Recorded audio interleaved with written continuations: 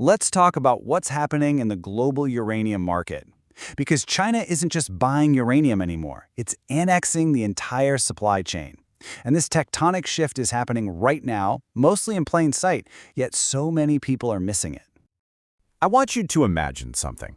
What if you woke up tomorrow and poof, nearly a third of the world's nuclear fuel was just gone? Not used up, just no longer for sale to the highest bidder.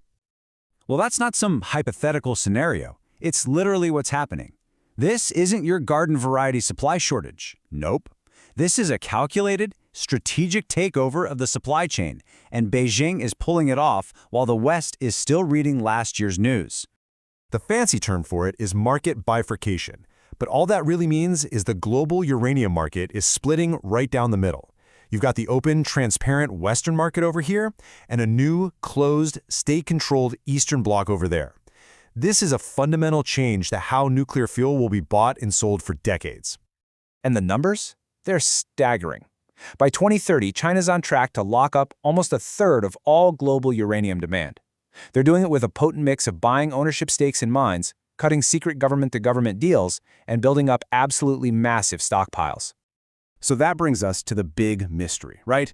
If all this supply is being taken off the table, why hasn't the spot price shot to the moon? Well, it's because these deals are happening completely off-market. It creates this false sense of security, making everything look calm. And that, my friends, is the trap being set for Western investors. Okay, so let's dive into exactly how they're pulling this off. We need to break down the strategy, because it's happening almost entirely outside of the normal, transparent markets that the West depends on.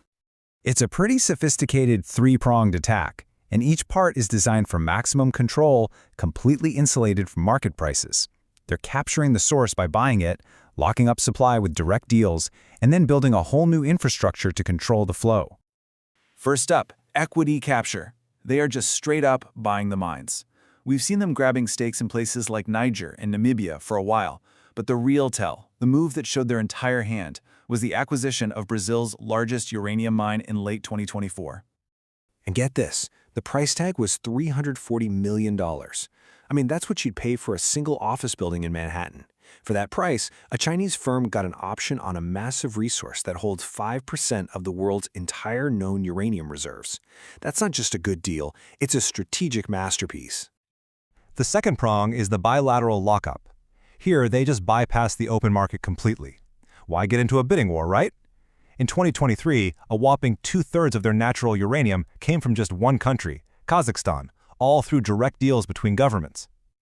All told, an incredible 80% of China's entire uranium supply is now locked down through these long-term state-to-state agreements. And here's the kicker. These deals are often priced in local currencies or the Chinese yuan.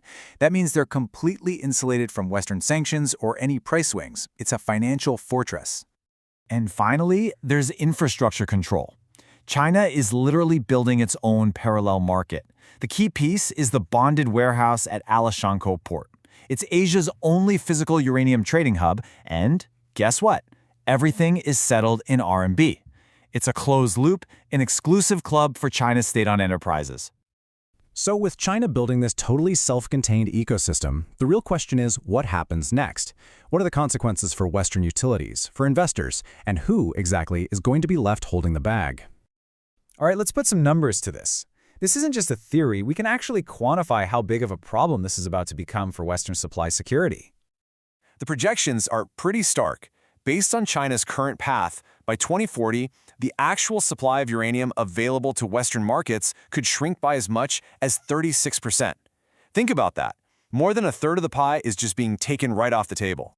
This table really lays out the two worlds being created. The West is left playing in a shrinking sandpit, the spot market. China, on the other hand, has its supply locked down through ownership and direct deals. By 2030, nearly a third of the world's supply is locked by China, leaving the rest of us fighting for what's left in a volatile market. We're exposed to every price shock while they're completely insulated. And if you're wondering if we've seen this movie before, the answer is a resounding yes. This is the exact playbook China used with rare earth minerals back in 2010. And when they squeezed that supply, prices doubled almost overnight, causing absolute chaos for anyone who wasn't prepared. This kind of structural shift creates enormous risks, for sure. But like any major disruption, it also shines a spotlight on some pretty significant new investment opportunities for anyone who understands what's actually happening.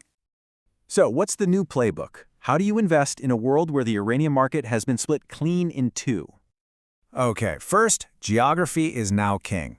You want to focus on projects in politically stable, Western-friendly jurisdictions. Think the US, Canada, Australia. Those assets just became premium real estate. Second, look at the midstream, the companies that do the crucial conversion and enrichment. They're about to command huge scarcity premiums. And third, you have to expect a government response. Western nations will likely create strategic uranium reserves, and that will set a very high price floor for the entire market. A really prudent way to approach this is to diversify.